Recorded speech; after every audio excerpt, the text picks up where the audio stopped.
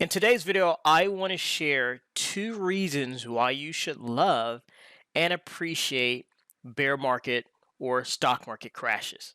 And just an FYI, I will probably make this short. My youngest, his school is taking him on a field trip. So I purposely waited to record this so I'm pressed on time and I wouldn't ramble on. But for those who are new to my world, my name is Travis Wilkerson. I am a former U.S. investing champion for the futures and options division, but I go by Trader Travis online. And for the last 10 years, I've been sharing tools and techniques, showing everybody how to create and achieve financial freedom in about 5 years. And it's the same plan my wife and I follow to achieve financial freedom in the stock market. So today I want to talk about bear markets because right now we're currently in the middle of a bear market. And let me pull up a chart here. So I'm going to show you what I'm looking at and talk about the two reasons why I think you should be appreciative. I know it's counterintuitive. You're like, why should I appreciate losing money, Travis? Because losing money made me one of the best investors ever. People want to know, how do I get such high performance, or why am I consistent, things like that. It's because of my failures. My first failures as a real estate investor. I went bankrupt, for those who don't know. That taught me, probably betting everything you have to get rich quick, it's not a good idea, right? And so I took those lessons and applied them to the stock market. And I've been investing since the late 90s. So I've been through a lot. And what made me probably the way I am is my failures, right? And so that's one reason you can appreciate this bear market, is because it will give you insight and experiences that you cannot get from your successes. Case in point, I actually feel sorry for the people who started investing after 2009, because from 2009 to 2021, all they ever experienced was the market going up.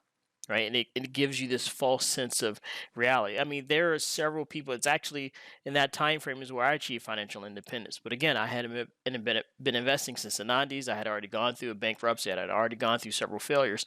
So I was a little bit more cautious or mature, in my perspective. I had already gone through a couple of bear markets, right?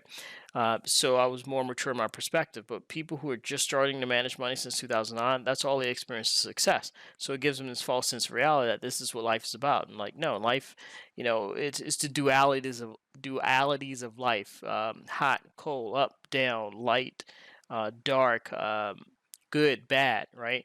Wins, losses. You can't have the wins without the losses.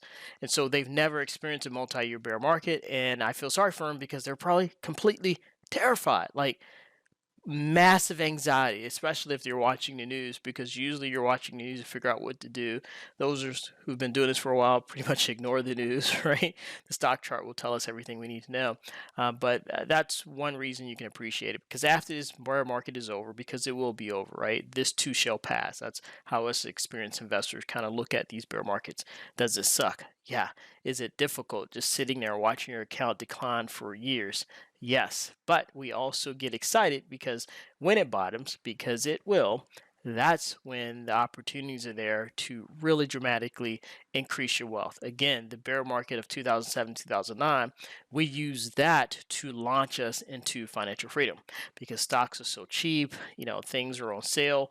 But for those who've lost money, and this is a tip for you, if you lost money during this bear market, you will be absolutely, especially if you lost a lot of money, you will be absolutely terrified to invest when it's time to invest. When it's the best time to invest, if you lost a lot of money prior to that, you will be absolutely terrified and nervous. And you're going to have to find some way to work through that. Not recklessly, right? Because being reckless is how you lost a lot of money. But you're going to have to be conservative and then try to push through your feelings the best way you can with sound, prudent, and conservative strategies, and you should do okay.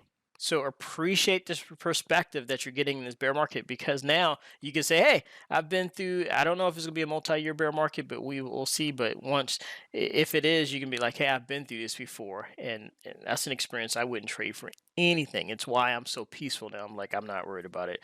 If the market keeps falling for another 2 years, that's fine. We've been through this before.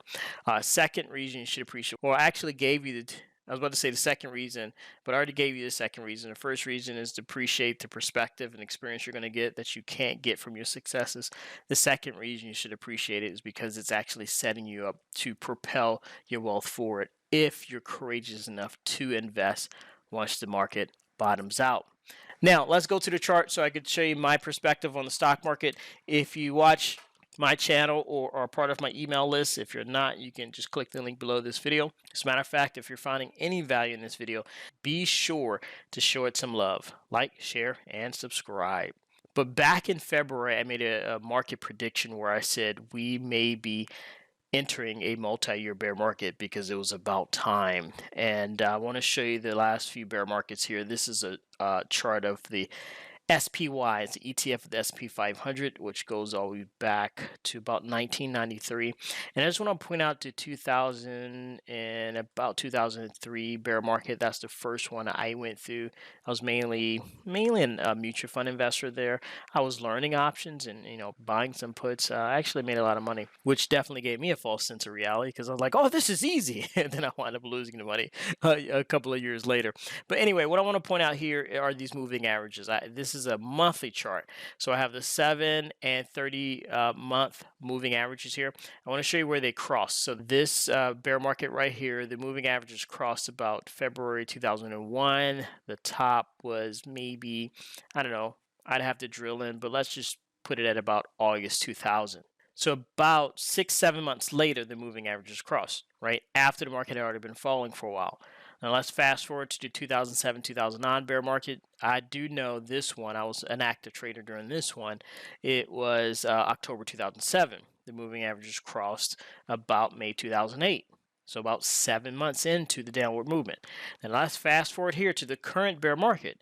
It topped out January 2022. Now here we are in September 2022, and the moving average is about to cross, right? So if this is definitely a multi-year bear market, then we're right on pace. It sucks again. It is agonizing. 9 months just literally watching the market and your account fall. I mean, I don't have any comforting words for you except, it's normal. Yeah, it sucks. You just have to deal with it, right? This is where your fortitude is made in the fire, right? Right. I know I sound delusional, but literally, this is where your fortitude is made. You're like, I can handle anything the market, throws at me. I survived to 2007, 2009. We got rich after that. I'm like, bring it, right? Bring it, market. Like, this is how you become stronger. As long as you don't cower and get scared and just completely go irrational in your brain, you will survive this, right? You have to be committed. You have to wake up every day and say, I'm going to survive this. I'm going to be better. That's why I gave some bear market tips in one of my YouTube shorts. I'm like, hey, I'm reading books now. I just bought a $60 book. Like, I am expanding my mind. I'm trying to spend more time with my kids. Like I said, I'm going to the fair with my son here in a little bit. Matter of fact, I get out here in like 2 minutes. So let me shut up here and give you one last tip here as to what I'm looking at. So first, what I see here is normal. If this is a multi-year bear market, we're about right on track. The next thing I'm looking for is volume. Unfortunately, people are waiting for the market to bottom. Now, this is a weird market environment, right? Bonds, because so many things are just weird. They're not acting right? Right now, we're in a market environment where crypto is supposed to be detached from the stock market. It's supposed to be different, right? The people's money. Well, that's in the toilet with the stock market. Bonds tend to usually go up when stocks go down, but because the Fed is raising interest rates, bonds are in the toilet. Like, anywhere you go, real estate prices are getting kind of crazy, right? So generally, what you'll see is people pulling money out the stock market and putting it into something else, like gold and things like that. And I haven't looked at gold because I'm not really into gold or silver or anything like that. Nope, gold is not doing too great either. So yeah, it's just an environment where are you going to put your money? Everywhere you put your money, you're losing, right? So what I'm used to seeing, I don't know if I'm going to see. And what I'm used to seeing is massive volume spikes in any bear market I participated in. So that's what I'm looking for. I don't know if that's going to happen this bear market because, again, it's a weird environment. But I'll just show you here with the 2007, 2009 bear market. So, again, it had fell for about year and a half, right? So right around the bottom, see how the volume just spiked up there? We could even look at what I affectionately call the fake bear market, and that was March 2020 here. You see a volume spike there. Now let's look at our current time frame and look at the volume compared to, let me see if, let me zoom in just this half of the chart. So 2009, volume. 2020, volume spike. 2022, you see any volume spikes here? Nope. I mean, as a matter of fact, the last few months have been low volume. So that is why I think we still have more downward movement to go. I mean, this is just my opinion based on my experience. It's no promise or guarantee it's going to happen again, but based on my experience, I've never seen a bear market bottom without the volume spike. The volume spike is people are completely terrified. That's where you scare all the weak investors out the market, and then all the mature, seasoned investors come in and buy everything when it's cheap. Well, I see no volume spike. People are still holding on. So that's why I anticipate more downward movement. It could get ugly, and 30, 40, 50, maybe 60, 70% fall just to reset the market and get it back to its mean, because again, it's been going up since 2009. So that's like what, 13, 14, 15 years. That's a lot of upward movement, and that's to reset and come back to earth, right? It went to the moon, he's come back to earth. So hold on tight, save your cash, love on your family, get some second jobs, save up money, and then deploy that cash when the market bottoms, and I think you'll do okay. Of course, this is not investment advice, just sharing what we plan on doing in our own family. So you take care, gotta run. I got an appointment with a little 6-year-old. All right, bye-bye.